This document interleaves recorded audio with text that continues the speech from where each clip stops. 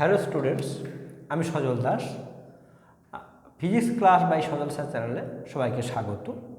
আজ আমাদের আলোচনার বিষয় মহাকর্ষ। আমরা দেখব মহাকর্ষ কী বলার আগে আমাদের আলোচনা করতে হবে যে অভিকর্ষটা মূলত কী। অভিকর্ষ কী বলতো, আমরা জানি যে কোনো বস্তুকে যখন আমরা উপর থেকে ফেলে দিই তখন বস্তুটা নিচের দিকে পড়ে, উপর থেকে বা কোনো একটা বস্তুকে ছুঁড়ে দিলে আবার সে পৃথিবী পৃষ্ঠে এসে পড়ে। এই যে কোনো একটা বস্তু পৃথিবীর দিকে চলে আসছে, পৃথিবীর যে কোনো বস্তুকে তার নিজের কেন্দ্রের দিকে আকর্ষণ করে, এটাই হলো অভিকর্ষ। তো পরবর্তীকালে বিজ্ঞানী স্যার আইজাক নিউটন বলছে যে পৃথিবী যে প্রত্যেকটা বস্তুকে আকর্ষণ করে তা নয়, শুধু যে পৃথিবী প্রত্যেকটা বস্তুকে আকর্ষণ করে তা নয়, এই ব্রহ্মাণ্ডের যত বস্তু আছে তারা প্রত্যেকে পরস্পরকে আকর্ষণ করে। এই ধারণা থেকে মহাকর্ষের ধারণার উৎপত্তি হয়েছে। অ্যাকচুয়ালি অভিকর্ষ মানে পৃথিবী কোনো একটা বস্তুকে টানলে অভিকর্ষ, আর মহাকর্ষ মানে যদি ব্রহ্মাণ্ডের প্রতিটা বস্তু পরস্পরকে যে আকর্ষণ করছে, এটাই হলো মূলত মহাকর্ষ। তো বিজ্ঞানী স্যার আইজাক নিউটন মানে দুটো বস্তুকণার মধ্যে কি পরিমাণ মহাকর্ষ আকর্ষণ বল কাজ করে তিনি তার সূত্রের সাহায্যে আমাদের দেখিয়েছেন, এবং সেই সূত্রটাকে বলা হয় নিউটনের মহাকর্ষ সূত্র। তো দেখব আমরা নিউটনের মহাকর্ষ সূত্রটা কি। নিউটনের মহাকর্ষ সূত্র, নিউটনের মহাকর্ষ সূত্র কি বলছে যে এই বিশ্বের যে কোনো দুটি বস্তু কণা পরস্পরকে ওদের সংযোজী সরলরেখা বরাবর আকর্ষণ করে। আমি কণা বলেছি, বস্তু কণা। যদি বস্তু বলো তখন কিন্তু একটা আলাদা সংজ্ঞাটা হবে, একটুখানি আলাদা হবে।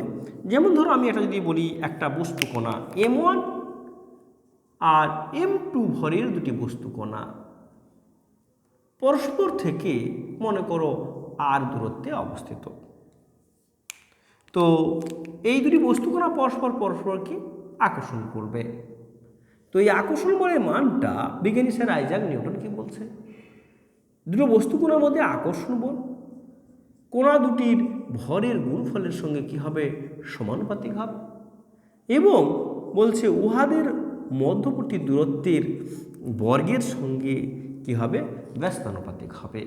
মানে দুটো বস্তুর ভর যত বেশি হবে ওদের মধ্যে আকর্ষণ বলও তত বেশি হবে, এবং দূরত্ব যত বাড়বে তত ওদের মধ্যে আকর্ষণ বল কী হবে, কমে যাবে।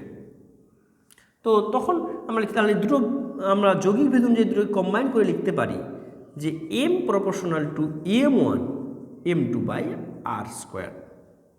তাহলে F সমান কি আসবে, F সমান capital G M1 M2 by R square. এটা নিউটনের মহাকর্ষ সূত্রের গাণিতিক রূপ। জির মান কত, জি সমান মহাকর্ষীয় ধ্রুবক বলা হয়, এটাকে বলা হয় মহাকর্ষীয় ধ্রুবক। মহাকর্ষীয় ধ্রুবক এর মান কত, 6.67 into 10⁻⁻11 newton metre square per KG square. আর এসআইতে সিজিএসে কত, 6.67 ইন্টু -8 9 সেমি স্কোয়ার পার গ্রাম স্কোয়ার। এটা নিউটনের মহাকর্ষ সূত্রের গাণিতিক রূপ। তো আমরা আমি এটা বললাম যে সূত্রটা কী ছিল, বললাম যে এই বিশ্বের যে কোনো দুটি বস্তু কণা পরস্পরকে ওদের সংযোজী সরলরেখা বরাবর আকর্ষণ করে, এবং এই আকর্ষণ বলের মান কণা দুটির ভরের গুণফলের সঙ্গে কী হবে, সমানুপাতিক হবে, এবং উহাদের মধ্যবর্তী দূরত্বের বর্গের সঙ্গে ব্যস্তানুপাতিক হবে। এখন আমি যদি বস্তু কণা না বলে বস্তু বলতাম, দুটো বস্তুর কথা যদি আমি বলি, দুটো একটা কণা নয় বস্তু, বড় আকারের দুটো বস্তু, এই দুটো বস্তুর মধ্যে যদি আকর্ষণ বল কাজ করে, দুটো বস্তুর মধ্যে আকর্ষণ বল অবশ্যই কাজ করবে।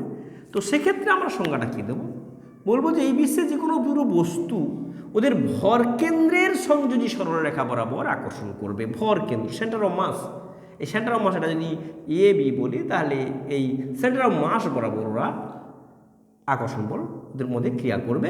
এদের মধ্যবর্তী দূরত্ব যদি আর হয় এবং ক্রিয়াশীল বল যদি এফ হয়, আর ওদের কণাগুলোর বস্তুগুলোর ভর কত m1 এবং m2। সেক্ষেত্রেও একই রকম হবে, F proportional to m1 into m2, আর কি হবে F প্রপোর্শনাল টু 1/r²। যৌগিক ভেদ অনুযায়ী কম্বাইন করে লিখতে পারি।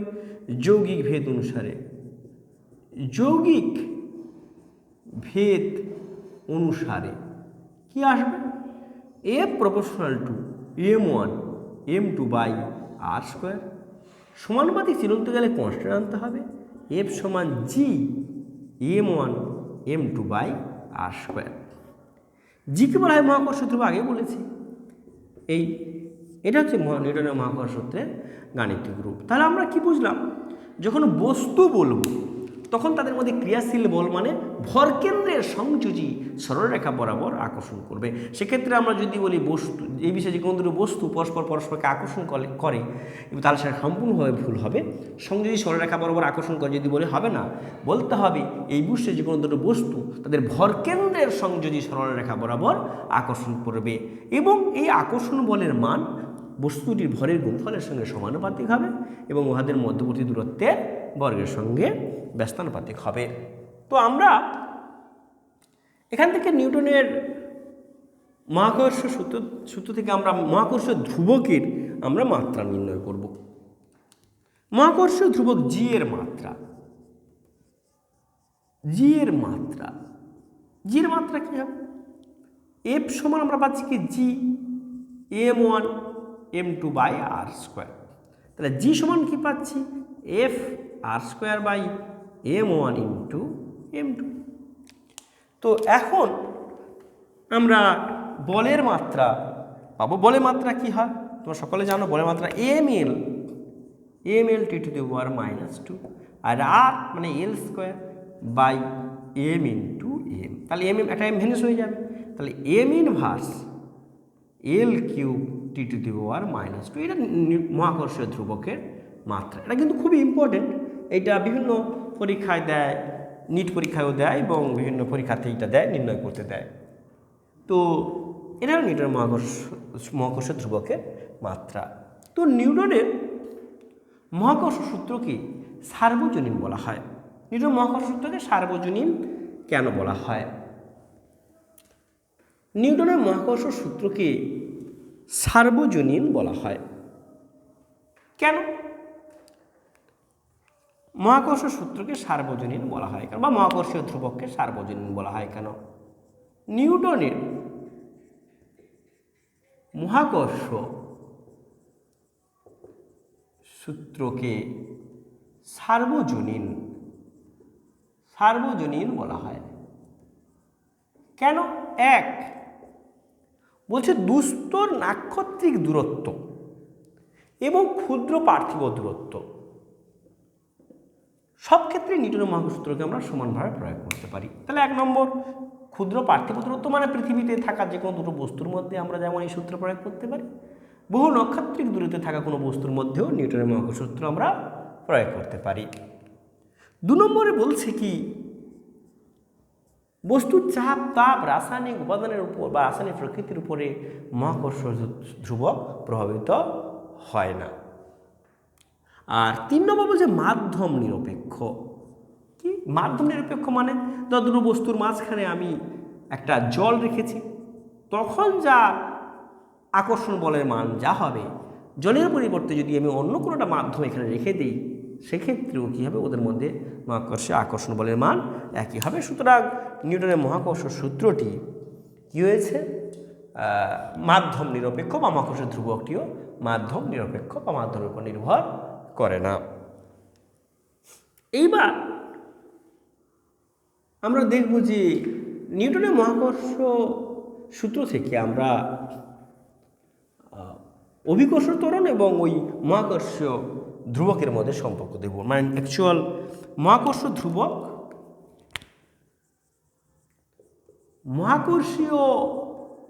ধ্রুবক জি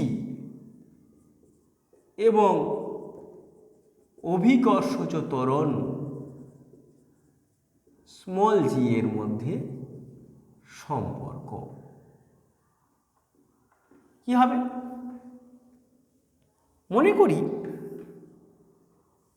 স্মল এম ভরে একটা বস্তু পৃথিবী পৃষ্ঠে অবস্থিত। এখানে একটা বস্তু আছে, স্মল এম ভরে একটা বস্তু পৃথিবী পৃষ্ঠে অবস্থিত। পৃথিবীর ব্যাসার্ধকে আমরা ধরে নেব, ধরি পৃথিবীর ব্যাসার্ধ এটা ক্যাপিটাল আর, আর স্মল এম আর ক্ষুদ্র আকারের বস্তু। একটা কথা বলি তোমাদের, যে যখন কোনো একটা বস্তু বিস্তৃত আকারের বস্তু, তখন তার সমস্ত ভরটা কেন্দ্রে কেন্দ্রীভূত আছে বলে আমরা বিবেচনা করি। তাহলে পৃথিবীর ভর তার কেন্দ্রে কেন্দ্রীভূত আছে। গোলক আকৃতি বস্তু যদি হয়, তাহলে এদের মধ্যে ক্রিয়াশীল মহাকর্ষ বল কত হবে? এদের মধ্যে ক্রিয়াশীল মহাকর্ষ বল, এদের মধ্যে ক্রিয়াশীল মহাকর্ষ বল এফ সমান কি পাবো তাহলে? Capital G capital M small M by R square. এটা এইবার কোনো একটা বস্তুকে পৃথিবী যে বল দ্বারা আকর্ষণ করে তাই কি বলে? বস্তুর ওজন বলে। তো সেক্ষেত্রে নিউটনের দ্বিতীয় গতিসূত্র অনুযায়ী আমরা কি লিখতে পারি? নিউটনের দ্বিতীয় গতিসূত্র অনুসারে, নিউটনের দ্বিতীয় গতি সূত্রানুসারে এফ সমান আমরা কি পাচ্ছি? M G. মানে আমরা দ্বিতীয় গতিসূত্র থেকে পাই, আবার নিউটনের মহাকর্ষ সূত্র থেকে এটা পাই। দুটো বল একই বল, সমান করে দিলে অতএব আমরা লিখতে পারি, এখন আমরা বলতে পারি এম জি সমান capital G capital M small M by R square. M M vanish হয়ে যাবে, তাহলে জি সমান G M by R square. এইটা মহাকর্ষ ধ্রুবক এবং অভিকর্ষ ত্বরণের মধ্যে সম্পর্ক। এইটাই তো। এখন তো আমি তোমাদের বলি যে যারা যারা আমার এই ক্লাসগুলো করতে চাও অনলাইনে এবং অফলাইনে, তো আমার এই ফোন নাম্বারে তোমরা ফোন করবে, যোগাযোগ করবে 9002175717। আমি জয়নগর থানার অন্তর্গত দক্ষিণ বারাসাতে পড়াই। দক্ষিণ বারাসাত স্টেশনে থেকে 5 মিনিট আমি আমার বাড়িতে পড়াই। কেউ যদি অনলাইন বা অফলাইনে পড়তে চাও তাহলে আমার এই ফোন নাম্বারে যোগাযোগ করবে, 9002175717 নাম্বারে যোগাযোগ করবে। তো এইটা আমরা ফিরে আসি। তো জি সমান জি এম বাই আজকে আমরা এটা পেলাম। তো এখান থেকে আমরা আবার পৃথিবীর গড় ঘনত্বের সঙ্গে আমরা সম্পর্কটাকে নির্ণয় করতে পারি। কিভাবে দেখো, জি সমান আমরা পাচ্ছি G M by R square. আমরা জানি রো সমান এম বাই ভি, পৃথিবীর গড় ঘনত্ব রো সমান এম বাই ভি। আবার রো সমান এম বাই ভি মানে কত? 4/3 পাই আর কিউব পৃথিবীর ব্যাসার্ধ। আর তাহলে 4/3 আয়তন 4/3 পাই আর কিউব হবে। তাহলে এম এর জায়গায় বসিয়ে দিতে পারি জি সমান আমরা কি পাচ্ছি? জি সমান জি ইন্টু এম এর জায়গায় কি লিখতে পারি? 4/3 pi r cube into rho. তাহলে বসিয়ে দিলে 4/3 pi r cube rho by R square. তাহলে কি আসছে? জি সমান আমরা পাচ্ছি কি? 4/3 জি পাই আর রো।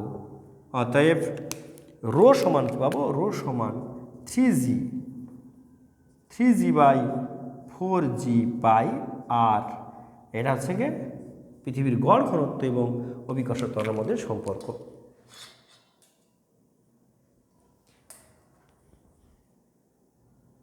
তো আজ আমাদের এই পর্যন্ত ক্লাস।